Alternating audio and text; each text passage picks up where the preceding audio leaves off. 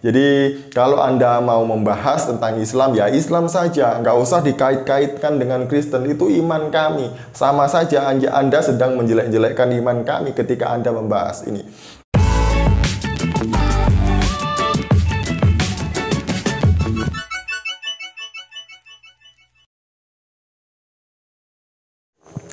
Shalom saudaraku, salam damai sejahtera di dalam kasih Kristus. Berjumpa lagi dengan saya, Didi Juli. Kita akan belajar berapologetika bersama-sama di channel ini.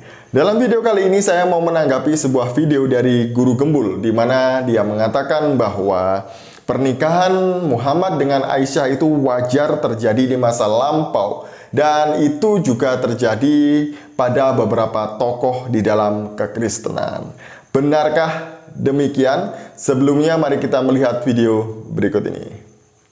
Orang-orang Yunani kuno, kapan mereka membiasakan diri untuk menikahkan anaknya, anak perempuannya? Kisaran umur 5 tahun.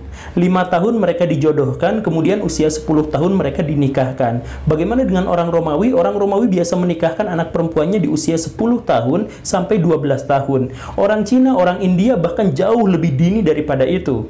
Itu pernikahannya, Baraya, bukan hanya penjodohannya tetapi pernikahannya. Kalau kemudian kita lihat orang-orang Israel, orang-orang Israel itu misal menikah di usia 3 tahun. Biasanya dijodohkan kemudian dinikahkan di usia 3 tahun, kemudian menjalin hubungan rumah tangga setelah umur 11 atau 12 tahun. Itu adalah tradisi di masa lampau. Bahkan kalau Baraya melihat tradisi-tradisi Nusantara di seluruh suku-suku bangsa di Indonesia yang ada, Baraya juga akan menemukan praktek yang sama, bahwa orang-orang di masa lampau memang menikah di usia sebelum 14 tahun. Jadi, walaupun itu sama sekali tidak wajar di zaman sekarang, tetapi di masa lampau, misalkan Nabi Muhammad yang umurnya 50 tahun, kemudian menikahi seorang gadis yang usianya 6 tahun, itu adalah sesuatu yang sangat wajar. Sama wajarnya dengan Bunda Maria, itu ibunya Yesus. Bunda Maria itu dinikahi oleh Yusuf ketika Yusufnya berusia 90 tahun, dan Maria berusia 12 tahun. Apakah itu termasuk pedofilia? Tidak. Seluruh bangsa di seluruh dunia pada masa lampau memang menikahkan anak-anaknya di usia yang sangat dini, khususnya untuk perempuan. Kalau saya melihat video dari Guru Gembul ini ya, sebenarnya dia ini tidak terima kalau junjungannya yaitu Muhammad dikatain oleh orang-orang bahwa dia menikahi anak di bawah umur, dan Nabi Muhammad disebut dengan pedofil. Jadi Guru Gembul ini tidak terima, makanya dia membanding-bandingkan dengan Kristen. Ngapain? Kalau Anda mau menjawab orang tentang Islam, nggak usah membandingkan dengan Kristen, Pak. Kalau Anda terlalu sibuk membahas kekristenan, akhirnya banyak orang-orang yang mengerti tentang kekristenan dan penasaran, dan akhirnya mereka mencari kebenaran Kristen dan mereka terima kebenaran itu. Salah satunya kemarin ketika saya seminar apologetika dengan Mas Gracia Pelo, kami pergi ke satu daerah di Jawa Timur, dan saya secara kebetulan, mungkin juga tidak kebetulan, ini saya yakin tidak kebetulan, saya bertemu dengan ibu dan satu anak. Jadi waktu saya duduk di ruang makan, ada ibu yang melihat saya terus gitu ya, dia melihat HP, kemudian melihat saya, dan karena penasaran mungkin dia tanya kepada istri pendetanya, apakah ini Pak Didi Juli? Kemudian istri pendetanya tanya kepada saya, Pak, Bapak Didi Juli? Katanya, iya. Katanya ini ada fansnya Bapak mau ketemu. Lalu ceritalah ibu itu dengan anaknya. Ternyata ibu ini sudah lama galau tentang imannya yang sekarang. Dan ibu ini pada akhirnya mencari-cari di YouTube dan ketemulah channel saya, channelnya Didi Juli. Ibu ini selalu mengikuti postingan saya selama 1 tahun. Dan 5 bulan yang lalu dia putuskan untuk terima Yesus. Baru 3 bulan yang lalu ibu ini berani melepas hijabnya dan kemudian mencari gereja. Bayangkan, dia mencari gereja sendiri yang jaraknya 10 km dari rumahnya. Jadi nggak ada yang menginjili, nggak ada yang menawarkan Indomie kepada ibu ini, tapi Tuhan sendiri yang bekerja melalui hambanya ketika menyampaikan materi dalam sebuah YouTube, dan ibu ini mengerti dan mendapatkan jawaban dari semua pertanyaannya. Dan sekarang saya sangat bersyukur ibu ini benar-benar semangat dan setia mengikut Tuhan. Bahkan anaknya juga ikutan lepas hijab, masih kelas 3 SMA. Dan dia juga berani lepas hijab lalu pakai kalung salib. Banyak teman-teman yang bertanya, kenapa? Bahkan juga ibu dan anaknya pun mendapat tekanan dari orang-orang di sekitarnya. Mari kita doakan ibu ini, inisialnya Ibu D, saya tidak sebutkan nama lengkapnya maupun juga daerah asalnya. Karena saya juga menjaga privasi ibu ini ya. Tapi kita doakan supaya imannya kuat dan ibu ini tetap setia mengikut Tuhan apapun yang terjadi. Oke, kita kembali lagi ke guru gembul tadi itu ya. Jadi karena tidak terima nabinya dikatain oleh orang bahwa pedofil gitu ya, menikahi anak kecil, makanya dia juga menyebut tokoh-tokoh di dalam Kristen itu ada yang pedofil juga, termasuk Ishak dan Yusuf. Jadi mereka berdua ini adalah pedofil karena menikahi anak kecil. Nah, yang tidak masuk akal bagi saya, mungkin juga bagi Bapak Ibu, adalah pernikahan Ishak dengan Ribka, di mana menurut guru gembul Ishak menikahi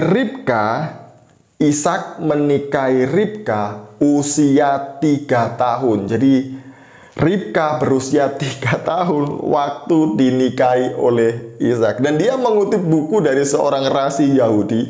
Dan ini satu-satunya rasi yang membuat penafsiran. Ingat loh ya, ini adalah tafsiran rasi, bukan data sejarah yang mengatakan tentang usia Ribka sebenarnya. Tapi tafsiran seorang rasi yang juga ditentang oleh rabi-rabi Yahudi.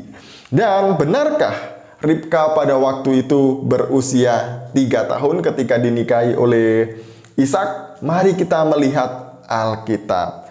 Di dalam Kejadian pasal 24 ayat yang ke-15 dan seterusnya berbunyi demikian. Sebelum ia selesai berkata, maka datanglah Ribka yang lahir bagi Betuel anak laki-laki Milka istri Nahor saudara Abraham. Buyungnya dibawanya di atas bahunya. Anak gadis itu sangat cantik parasnya. Seorang perawan belum pernah bersetubuh dengan laki-laki. Ia turun ke mata air itu dan mengisi buyungnya, lalu kembali naik. Kemudian berlarilah hamba itu mendapatkannya serta berkata, tolong beri aku minum air sedikit dari buyungmu itu. Jawabnya, minumlah Tuan. Maka segeralah diturunkannya buyungnya itu ke tangannya, serta diberinya dia minum. Setelah ia selesai memberi hamba itu minum, berkatalah ia, baiklah, untuk unta-untamu juga kutimba air, sampai semuanya puas minum. Kemudian segeralah dituangnya air yang di buyungnya itu ke dalam palungan. Lalu berlarilah ia sekali lagi ke sumur untuk menimba air, dan ditimbanyalah untuk semua unta orang itu. Kalau guru gembul tadi mengatakan bahwa usia Ribka pada waktu itu 3 tahun, ini janggal. Ini bertentangan dengan data sejarah yang tertulis di dalam Alkitab. Karena Alkitab adalah buku sejarah yang paling tua. Seharusnya buku inilah yang dipakai untuk menjadi rujukan. Di sana tadi dikatakan bahwa Ribka itu adalah seorang gadis. Dalam bahasa Ibraninya itu memakai kata na'ara yang artinya gadis atau gadis muda. Dan kemudian gadis muda ini sedang membawa buyung di dalam bahunya. Buyung itu kan ukurannya besar ya. Kalau anak 3 tahun, nggak mungkin dia bisa membawa buyung di bahunya. Dia menimba air dari sumur, kemudian menaruh dalam buyung itu, buyungnya taruh bahunya, kemudian dia naik turun. Itu mustahil kalau anak usia 3 tahun. Hanya anak-anak yang sudah dewasa lah yang bisa melakukan tugas ini. Pekerjaan orang besar, memberi minum ternak, menimba air dari sumur, membawa buyung itu untuk minuman ternak, bahkan dibawa pulang untuk keperluan keluarga. Anak usia 3 tahun itu seberapa sih besarnya? Nggak mungkin kan bisa melakukan tugas ini. Nggak mungkin. Lalu dia juga bisa berbicara dengan fasih dengan orang lain. Bahkan dia bisa membedakan itu siapa. Dia memanggil hamba Abraham dengan sebutan Tuan.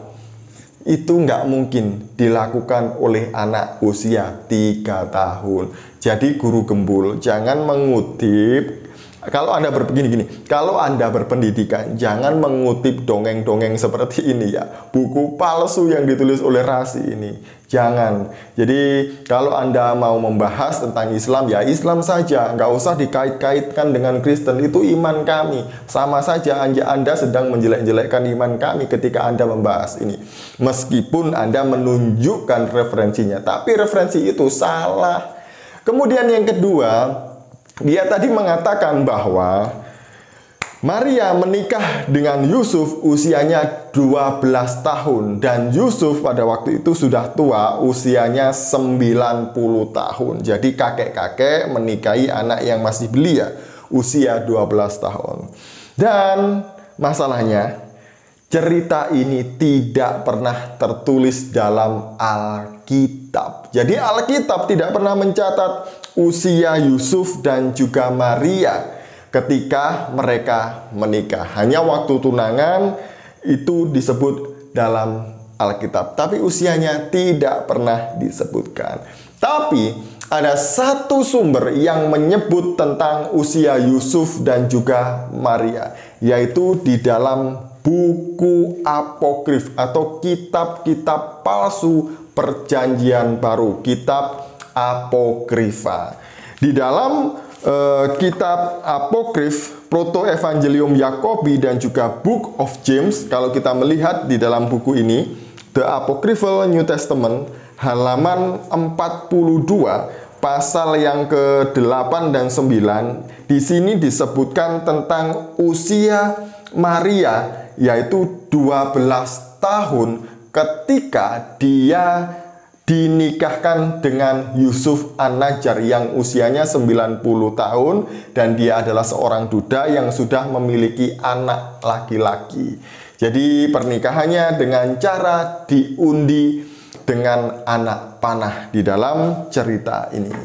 Nah, cerita inilah yang dikutip, yang selalu dibangga-banggakan oleh guru gembul ini dan juga para mualaf-mualaf yang lain. Ngaco sekali ya, menyerang kekristenan pakai data-data palsu, dan itu mudah untuk disanggah karena orang-orang Kristen juga punya buku-buku seperti ini. Saya juga punya buku-buku seperti ini. Jadi apa yang disampaikan oleh guru gembul dan juga mualaf-mualaf yang lain termasuk si Nandar itu hoax, ngawur. Mereka hanya mengutip dalam buku-buku palsu. Seharusnya kalau mereka mau berbicara tentang kekristenan, yang sesuailah dengan Alkitab. Sekian dari saya, semoga video ini juga sampai kepada guru gembul dan dilihat olehnya sehingga dia kembali berpikir tentang data-data yang dia kutip bahwa itu adalah buku-buku palsu dan yang benar adalah Ribka dan juga Maria tidak menikah di usia belia seperti Aisyah. Demikian, semoga ini memberkati kita dan juga mencerdaskan kita. Shalom, salam maras, Tuhan Yesus memberkati.